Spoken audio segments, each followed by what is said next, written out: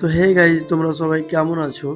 আর কালকের ভিডিওতে দেখেছিলে আমি এখন চেন্নাই যাচ্ছি। তো শিয়ালদা স্টেশন থেকে কিভাবে আমরা হাওড়া গেলাম।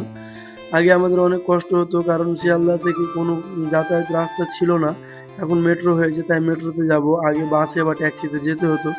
তারপর আমরা সিধা মেট্রো স্টেশনে চলে এলাম, আর এখানে আসার পরে আমরা টিকিটগুলো নিয়ে নিলাম।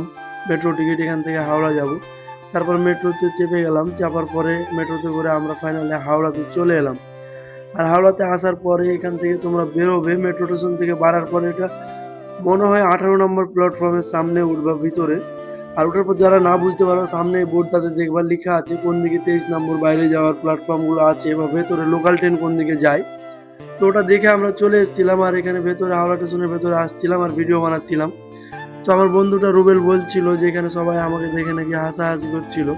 বাট দেখো বন্ধুরা, আমি চুরি তো আর কিছু করছি না, আমি ভিডিওই তো বানাই। তো ভিডিওটা অনেক লং হয়ে যাবে, তার জন্য পুরো ভিডিওটা কমপ্লিট করতে পারছি না। তো তোমরা কালকের ভিডিওতে আমাদের চেন্নাই যাওয়ার জার্নিটা পুরো দেখতে পাবা। তো আজকের ভিডিওটা এই পর্যন্তই। বন্ধুরা, ভিডিওটা যদি ভালো লাগে তো অবশ্যই একটা লাইক কমেন্ট শেয়ার করো।